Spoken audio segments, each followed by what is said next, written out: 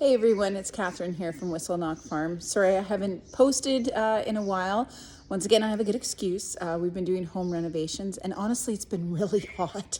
And there hasn't been much going on the farm. Farm tours right now take about 10 minutes between moving the sheep to the next pasture, doing the meat birds and doing laying hens and the cats. That's about it.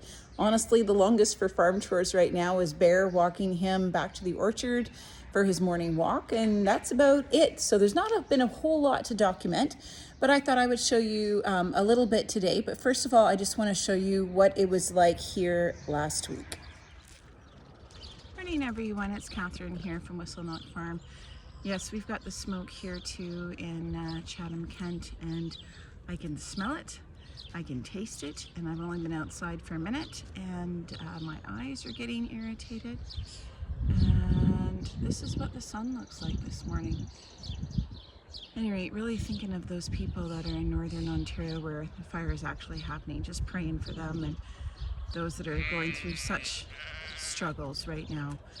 This is nothing compared to what they're going through. So please just keep them in your thoughts and prayers, and stay safe today. If you struggle with breathing like I do, try to stay inside as much as you can. Anyway, hope everybody has a great day. Take care and be safe. Bye.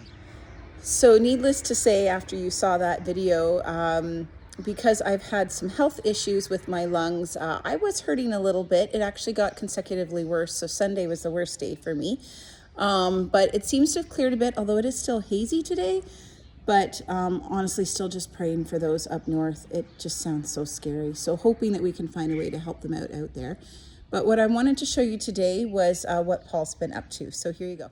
So we've already got some of our hay for this upcoming winter. We do not bale our own hay. We used to, and honestly, there's so much frustration with doing your own hay, and we had really, really old equipment.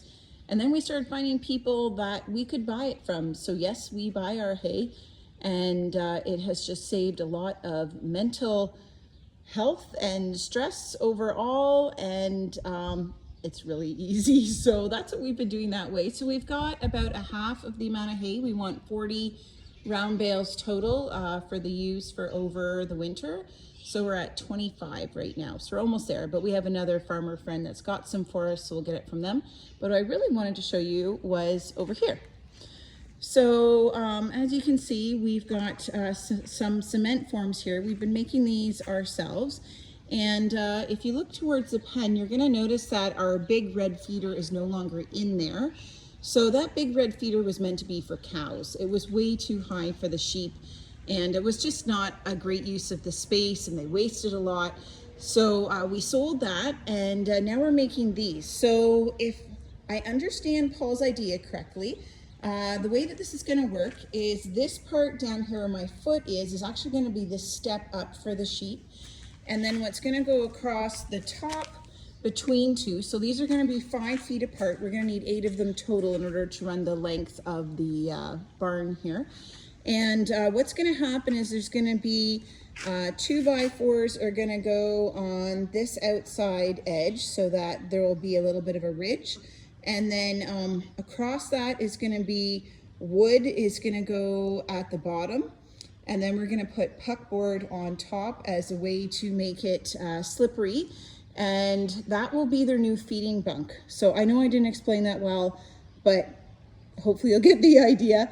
Anyway, so that way then we can feed them their grain, and we can just roll out a round bale on there. And then there's lots of easy access for all the sheep at once.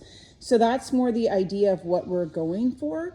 So as I say, it'll be 5 feet wide so that a round bale, we can just unroll it and then we can put their grain on there, and that will just be easy. It won't go the full length all the way to the end of the barn because we want to make sure that they can go from side to side, or if we need to separate the pens out for when there's lambing. So we'll have probably about an 8-foot gap just before the end of that post there. Other than that, I'm trying to think what else is going on. The hazelnuts are actually coming along beautifully. I'm really encouraged. We're actually going to go tonight before the next storm and go and put some fertilizer on. So they are coming along really, really nice. So the way that it's going to go this year with the hazelnuts is I'm don't know if I told you all, but we did rip out 500 trees. So that was really devastating, but the blight that we had was so all through the trees. We had to rip them out. There wasn't a way that we could save them. So in order to get rid of the blight, you have to cut 3 feet down from the last spot that you see the indication of it. And for us, that meant basically to the ground. So we just ripped them out because there's no way of saving them. The blight gets in underneath the bark and just completely kills the trees.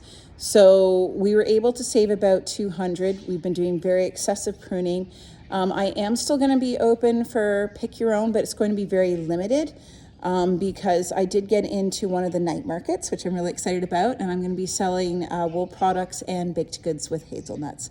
And so I'll tell you more about that as we get closer to the time. That's at the end of November out this way in Chatham, Kent.